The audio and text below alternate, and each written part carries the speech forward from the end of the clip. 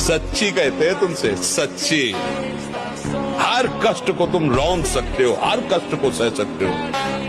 अगर अभी तुम निश्चय कर लो मैं मरा, अब तुमको कोई नहीं मार सकता। सब भयभीत हो जाएंगे तुमसे।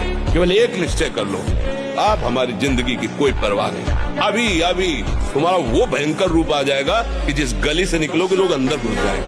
जब ब्रह्मचर्य शरीर में होगा ना तो आप बैठ भी नहीं सकते चैन से।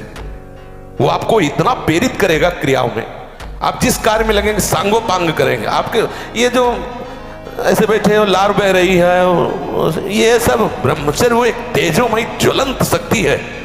कोई भी रोग, कोई भी शोक, कोई भी ताप उसे स्पर्श नहीं कर सकता। वो एकदम हर समय फूल जैसा रहता है क्योंकि ब्रह्मचर्य स्थित है। जोरदार पहलवान क्या करता है, पहले जाकर सामने वाले को केवल संभालता है, उसके हर दांव का काट मारता रहता है, फेंकता नहीं। पहले उसको थकाता है, फिर जब देख लेता थक गया तब वो अपने दांव पे चढ़ा के मारता, तो वो विजयी होता है। ऐसे ही हम कमजोर हैं, एकदम पूरी ताकत लगा देते, फिर काम आया तो बोले अब वो जो आया वो करवा ले गया, अब हम क्या करें। ऐसे नहीं, पहले उसको रोकना सीखो। प्रभु, भगवान में आस्था है पर पूजा करने में मन नहीं लगता। तो नाम जप करो। किसका है? नाम जप करो, इसमें पैसा लगता नहीं, पूजा करना नहीं। राम राम कृष्ण कृष्ण हरि हरि राधा राधा करो, तुम्हारा कल्याण हो जाएगा। नाम बस ऐसे गुनगुनाते रहो।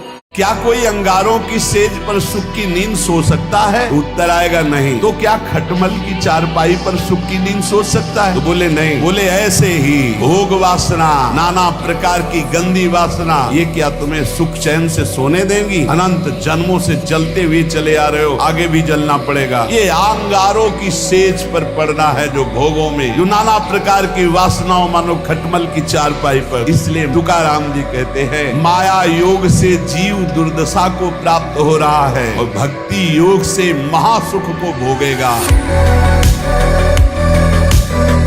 गंदी बात आ रही, आराम से चद्दर तान के सो जाओ। घंटा 2 घंटा में वृत्ति बदल जाएगी। मिलने की जरूरत नहीं, बताने की जरूरत नहीं किसी से, अपने आप ठीक हो जाएगा। उबने की जरूरत नहीं है। काम आ गया क्रोध, क्या है? राधा राधा राधा, एकांत शांत, उसके अनुसार झांक ताक छूना बोलना देखना, मिट्टी में मिल जाओगे। घुटने टेक दोगे और गुलामी स्वीकार कर लोगे, रात दिन डरोगे। एक साधारण जीव तुम्हें गुलाम बना लेगा। ऐ साधक, ये समझ ले कि तेरा मन बहुत धोखेबाज है। बहुत बार प्रतिपल ये सुखों का प्रलोभन देकर भगवत विस्मरण कराता है। ये हम साधकों की बात कर रहे हैं। विषयी पुरुषों का तो समझना ही नहीं हो सकता, क्योंकि वो उसी को सुख मान करके भोग रहे हैं। धन कमाना, फिर मनमानी इंद्रियों के भोगों को भोगना, तो वो समझते हैं हम बड़े हैं, हम बहुत सुखी हैं, क्योंकि हम जो चाहते हैं वो भोगते हैं। तुम सुखी नहीं हो, तुम भ्रमित हो। इंद्रियों की गुलामी करके तुम सुखी हो सकते हो? सुखी तो वो होता है जो इंद्रिय और मन को अपने अधीन कर लेता है। जिनको पवित्रता का ज्ञान नहीं, जिनको केवल अर्थ पिशाच हैं, नाना प्रकार की अपवित्रताएं करके तुम्हें भोजन परोसते हो, गरम गरम तुम्हारे सामने आया, तुम अमृत समझ के खा रहे हो, तुम्हारी बुद्धि नहीं खराब हो जाएगी?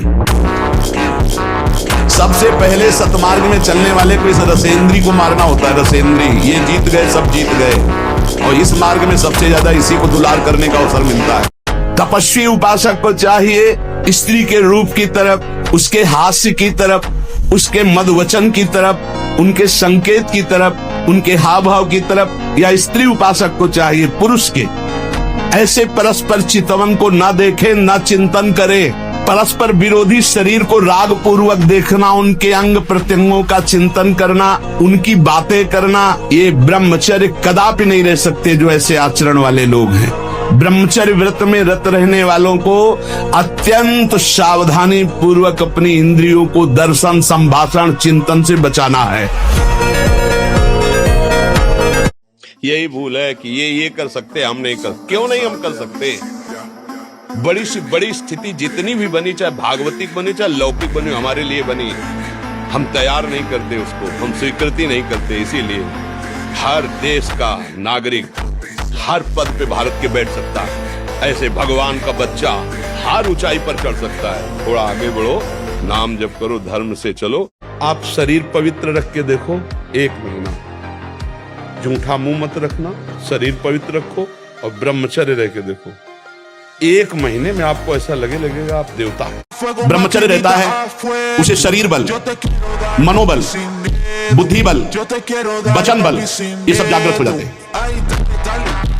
वचन बल जो बोला वही लागू हो गया, जबरदस्ती आपको मानना पड़ेगा। और मनोबल जो संकल्प किया अंदर वही बाहर क्रिया प्रारंभ हो गई, वही दिखाई देने लगा। देह बल, रात दिन मेहनत करो फिर भी थकान नहीं। ब्रह्मचर्य जीवन जिसका है उसमें कभी कोई अभाव नहीं खटकता हृदय में। इतनी संतुष्टता, इतनी शीतलता, भीषण सर्दी, गर्मी, वर्षा, कभी हमें याद नहीं कि जुकाम नहीं। ब्रह्मचर्य एक महान बल, महान तेज है जो कभी तुम्हें झुकने नहीं देगा। अंडा खाने वाला व्यक्ति 20 जन्म में ब्रह्मचर्य का पालन नहीं कर सकता, वो जरूर अपने जीवन को बर्बाद करेगा, क्योंकि वो उत्तेजना पैदा करता है और वो व्यक्ति व्यसनी बनता है। शराब, मांस, दुराचार, गंदे गीत, अपने हाथों से कुचेष्टा करना, जीवन में गंदे विचार लाना, ये ब्रह्मचर्य का पतन। जब तक आप 25 वर्ष से बड़े ना हो जाएं, तब तक विवाह की बात मत सोचें। और सोचें तो इस विचार को लेके सोचें, मैंने जो जीवन में तप किया है इसके द्वारा अगर मैं इसका प्रयोग करूंगा तो अपने देश के लिए अच्छी, बलवान, सुंदर संतान दूंगा जो अपने देश को स्वतंत्र करवा सके। बार बार हमको मन परास्त करता है, बार बार हमसे गलतियां होती हैं, तो अब हमको छोड़ना नहीं। वो छोड़ो कि पहले होता था अब नहीं होता, फिर पकड़ो। हम कह रहे ना पकड़ो। राधा राधा राधा राधा राधा राधा राधा राधा राधा। भगवान पिता की तरह हैं, वो हमारी हजारों गलतियां माफ कर देते हैं। फिर चलो, गिर गए तो फिर खड़े हुए, फिर चलो। जब आप ब्रह्मचारी रहेंगे तो आपके शरीर में जैसे कोई इंजेक्शन लगा देना बिजली दौड़े, ऐसे शरीर में एकदम बिजली दौड़ती है। पावर तो ब्रह्मचर्य है, जो ब्रह्मचर्य से रहता है अपार सामर्थ्य उसमें रहती है। देखने की, सुनने की, बोलने की, चलने की, फिरने की, उठने की। शरीर में बिल्कुल कोई भयानक रोग प्रारब्ध साध हो तो भी कोई कष्ट उसको गिरा नहीं सकता। ब्रह्मचर्य का अमोघ शक्ति।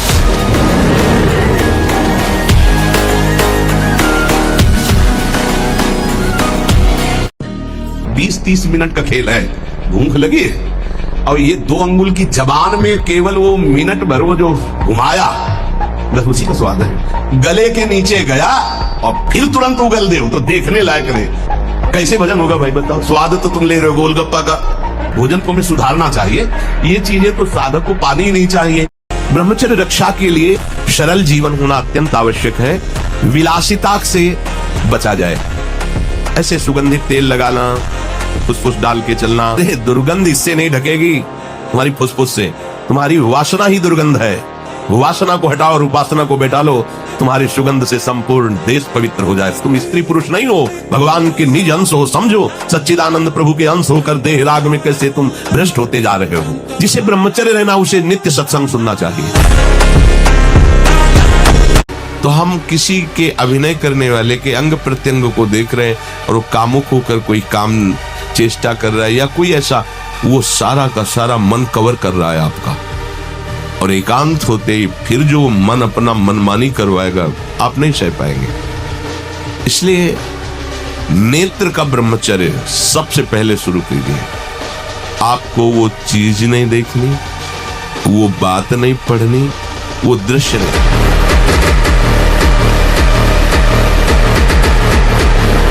जो उपासक इन बातों से नहीं बचता वो अपने लक्ष्य से भ्रष्ट हो जाता है। पहला है, इसको हम बहुत प्रार्थना पूर्वक निवेदन करते हैं, टच वाले मोबाइल से बचे। स्मार्ट, बड़े स्मार्ट बने हो, माया से थोड़ी तुम्हारी स्मार्ट गिरी चले, माया तुमसे ज्यादा स्मार्ट। दूसरा, कोई भी मनुष्य तुम्हारे जीवन में विशेष अधिकार प्राप्त न कर पाए। तीसरी, अपनी दिनचर्या में प्रमाद नहीं होना चाहिए। दिनचर्या में प्रमाद का मतलब है अपने जीवन को नष्ट कर। चौथा, किसी भी सभा, समिति, संगोष्ठी में शामिल ना होना। एकांत सेवन, अपरिचित जीवन। थोड़ा आपको कम अच्छा लगता है डाउन होना।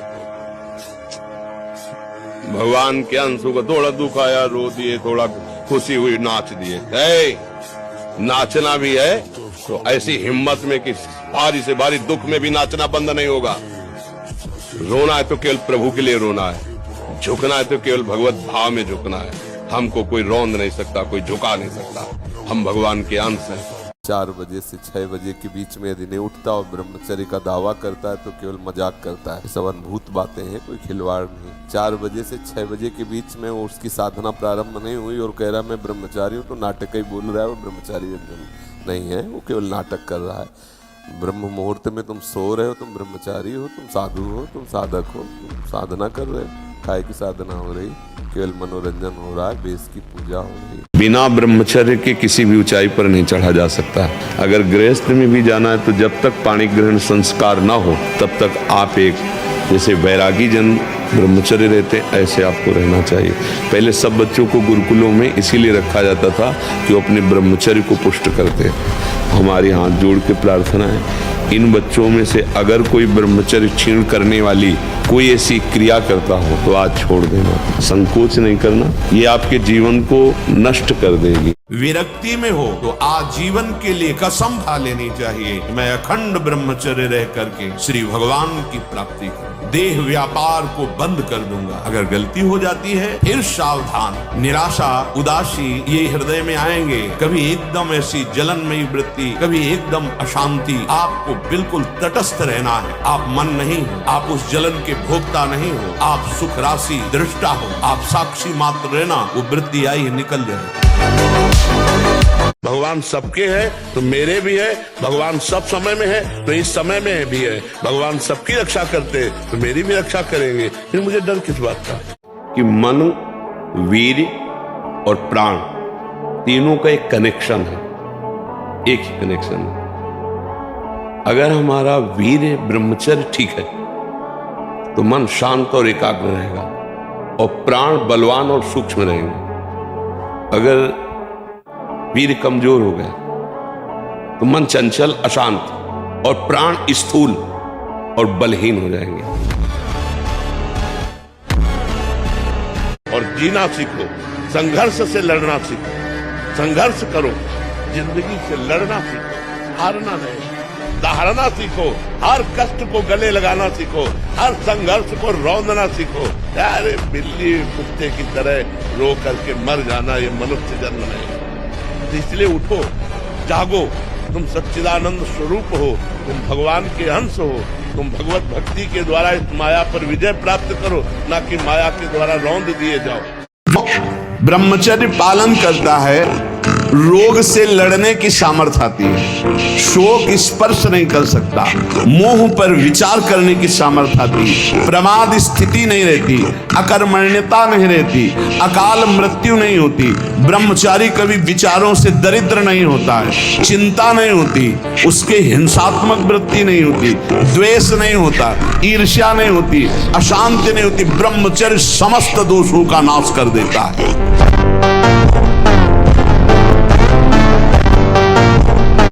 नम्र रहो, चपल ना हो, शांति स्थिर रहो, मायावी मत बनो, सरल रहो, शास्त्र का अध्ययन करो, किसी का तिरस्कार मत करो, सबको सम्मान दो, कौतूहली मत बनो, गंभीर रहो। ऐसे उपासक को परम पद की प्राप्ति निश्चित होती है।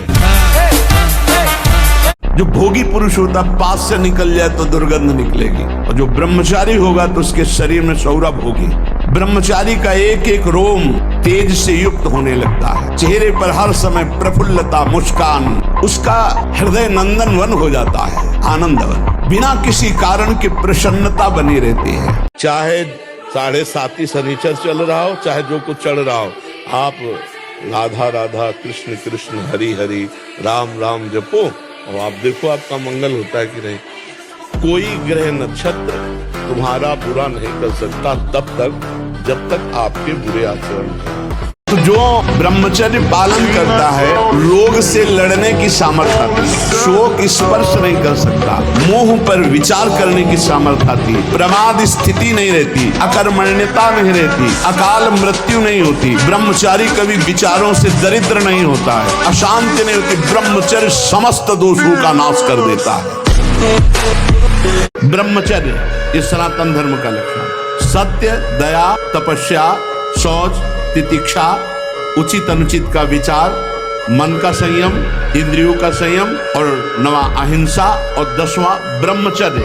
ये ब्रह्मचर्य सबके लिए है, लेकिन हमारे लिए हमें प्यार तो केवल भगवान ही कर सकते हैं, दूसरा नहीं कर सकता है। जैसे माता बच्चे के लिए बच्चों को प्यार करती है, अपने लिए नहीं करती, वो बच्चे के लिए करती है। तो अनंत माताओं का वात्सल्य, भगवान को वात्सल्य सिंधु कहा गया है। तो भगवान ही हैं ऐसे जो हमारे सच्चे मित्र हैं, सच्चे पति हैं, सच्चे पुत्र हैं, सच्चे गुरु हैं, सच्चे शिष्य हैं। जो चाहे वो भगवान से संबंध कर ले, वो स्वीकार कर लेते हैं।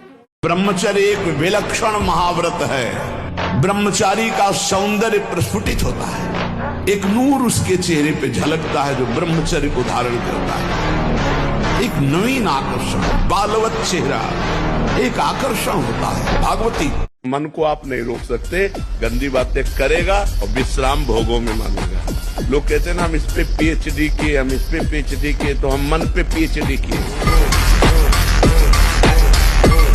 विश्व का कोई भी सुंदर भोग इतनी ताकत नहीं रखता कि मन से भी भोगने की इच्छा आ जाए। शरीर की तो बात जाने दो, मन से भी भोगने की नहीं रखता। उनके बल से कह रहा हूं, उनके बल से कह रहा हूं, उनके द्वारा दी हुई शांति से कह रहा हूं, उनके द्वारा दी हुई शीतलता से कह रहा हूं। देखा है इसमें काम, देखा है क्रोध, देखा है इसमें, देखा है विकलता देखी है भोगों की, और इसमें कृष्ण कृपा भी देखी। जिन विषयों के लिए हृदय मचल जाता था, उन विषयों के सानिध्य में स्मरण भी नहीं आता कि ये भोगने की चीज है। जहां भी आपको शब्द सुनाई दे, आपका जीवन ब्रह्मचर्य ही अमृत है और आपका जीवन ब्रह्मचर्य ही नहीं मृत्यु है।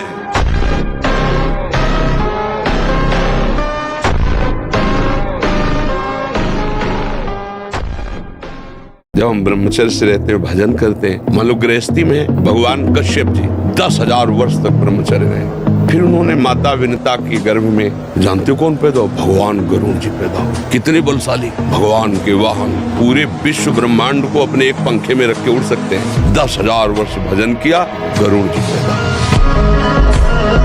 मन हमारा कहता है तो क्या है?